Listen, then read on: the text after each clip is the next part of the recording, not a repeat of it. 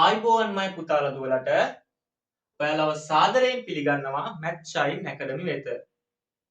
අද අපි කතා කරන්නේ ඕනෑම සංඛ්‍යාවක වර්ගමූලය තප්පර 10ක් වගේ කාලයකින් විසඳා ගන්නා ආකාරය පිළිබඳව.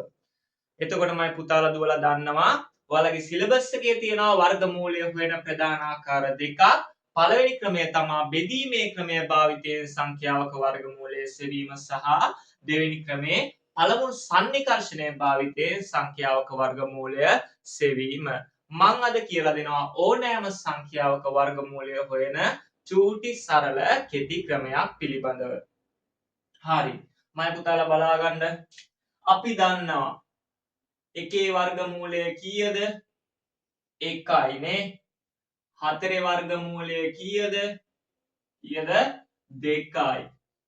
9 වර්ගමූලය කීයද? 3යි. 16 වර්ගමූලය කීයද? 4යි. 25 වර්ගමූලය කීයද? 5යි. 36 වර්ගමූලය කීයද? 6යි. 49 වර්ගමූලය කීයද? 7යි. 100 වර්ගමූලය කීයද? 10යි. 121 වර්ගමූලය කීයද? 11යි. 144 වර්ගමූලය කීයද? 12යි. එහෙම ඇහුවොත් මයි පුතාලට වර්ගමූල සංඛ්‍යාව කෙලින්ම කියන්න පුළුවන්. හැබැයි මම මෙහෙම අහනවා. මේ බලන්න. මං අහනවා 17 වර්ගමූලය. පුළුවන්ද? එකපාරම කියන්න පුළුවන්ද? බෑනේ. මං කියනවා 27 වර්ගමූලය. එකපාර කියන්න පුළුවන්ද අපිට? මං කියනවා 111 වර්ගමූලය. පුළුවන්ද එකපාර? මං කියනවා 237 වර්ගමූලය. පුළුවන්ද අපිට එකපාර කියන්න? බෑනේ. ඒකටමයි පුතාලා දුවලා ඉගෙනගෙන තියෙනවා ක්‍රම දෙකක්. පළමු සන්නිකර්ෂණය සහ බෙදීමේ ක්‍රමය. මං ඒක මේකට අදාළ කරගන්නේ මං අද කියලා දෙන්නේ වර්ගමූලය හොයන කෙටි ක්‍රමය. හරි. අද අපි මෙන්න මේ වගේ සංඛ්‍යාවල වර්ගමූලය හොයන කෙටි ක්‍රමය ඉගෙන ගමු. හරි මයි පුතේ අපි යනවා අපේ පළවෙනි උදාහරණයට 40 වර්ගමූලය සොයන්න. හරි බලා ගන්න. මේක කරන්න කලින් අපි ඉස්සෙල්ලම 40ට ආසන්නම වර්ගමූල සංඛ්‍යාව හඳුනාගෙන ඉන්න ඕනේ. 40ට ආසන්නම වර්ගමූල සංඛ්‍යාව මොකද්ද? 6 වරක් 6. කීයද? 36යි. කීයද? 36යි. 36 ලියා ගන්නවා. ආසන්නම කෙනා. දැම්මයි පුතේ 40 වෙන්න 36ට කීයක් මදිද? 4ක් මදිනේ. 36 වර්ගමූලය කීයද? 6යි. 6 ධන 4. දැම්මයි පුතේ මේ 4 කියන සංඛ්‍යාව අපි බෙදා ගන්න ඕනේ 6 දෙගුණයෙන්. එතකොට 6 දෙගුණය කියන්නේ කීයද? 12න් බෙදා ගන්න ඕනේ. එතකොට මයි පුතේ 6 ධන මේක අපිට 4න් කපන්න පුළුවන්. 4 වරක් 1යි. 4 වරක් 3යි. 1 බෙදීම 3යි කියන්නේ උත්තරේ 0.3යි 3යි 0.3යි 3යි. එතකොට පිළිතුර එනවා 6ට 0.3යි 3ක් එකතු කරාම 6.3යි 3යි කියලා. පැහැදිලිද මයි පුතාලට? එහෙනම් මයි පුතේ අපේ දෙවෙනි උදාහරණයට යන්න අපි සංඛ්‍යාවක් ගන්නවා 104 කියලා. 104 වර්ගමූලය තමයි දැන් අපි හොයන්න යන්නේ. 104ට ආසන්නම වර්ගමූල සංඛ්‍යාව කීයද? 100. 104 වෙන්න 100ට කීයක් මදිද? 4ක් මදි. 100 වර්ගමූලය කීයද? 10යි. 4 බෙදීම 4 බෙදනවා කියමන් කීයෙන්ද? 10 දෙගුණෙන්. කීයද? 20න්නේ. 10 ධන මේක දෙපැත්තම 4න් කපන්න පුළුවන්. 4 වරක් 1යි 4 වරක් කීයද? 5යි කියලා. එතකොට මයි පුතේ 1 බෙදීම 5යි කියන්නේ උත්තරේ 0.2යි 0.2යි. 10ට 0.2ක් එකතු වුණාම 10.2යි. එතකොට පිළිතුර 104 වර්ගමූලය කීයද? 10.2යි. එහෙනම් අය පුතේ අපේ තුන්වෙනි උදාහරණයට යනවා 149 වර්ගමූලය හොයන්න. 149ට ආසන්නම වර්ගමූල සංඛ්‍යාව කීයද?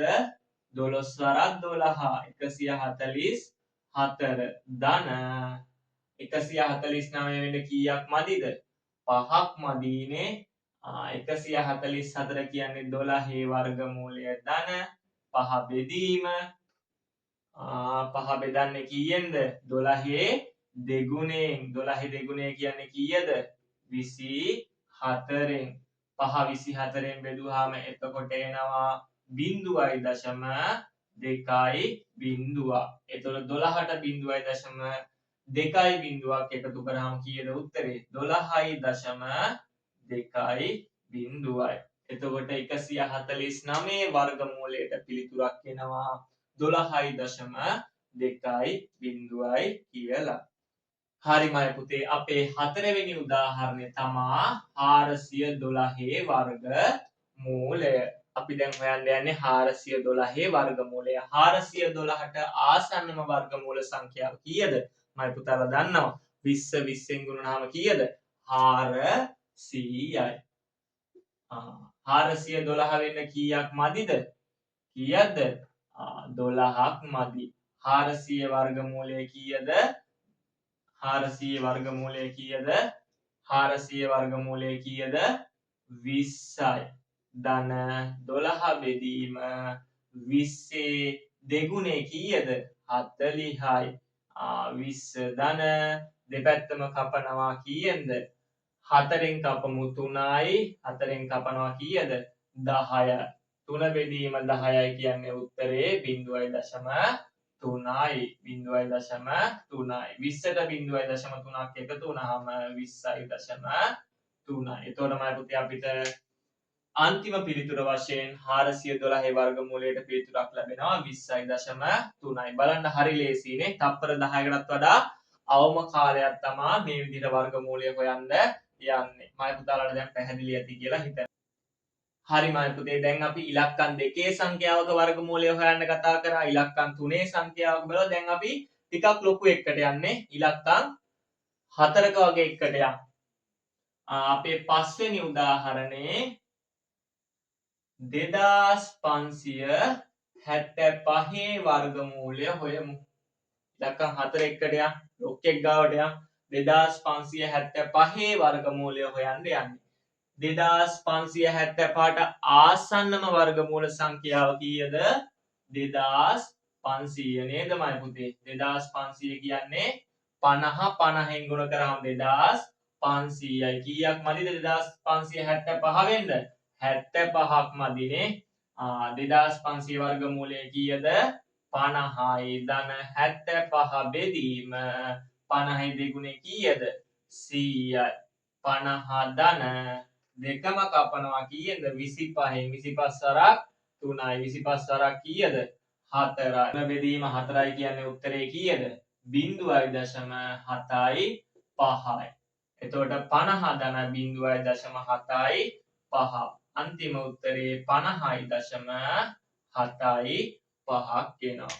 එතකොට මම පුතාලට මං හිතනවා මෙන්න මේ සර් කියලා දීපු කෙටි ක්‍රමෙන් වර්ගමූලය හොයන ආකාරය ඉතාමත් පැහැදිලි ඇති කියලා.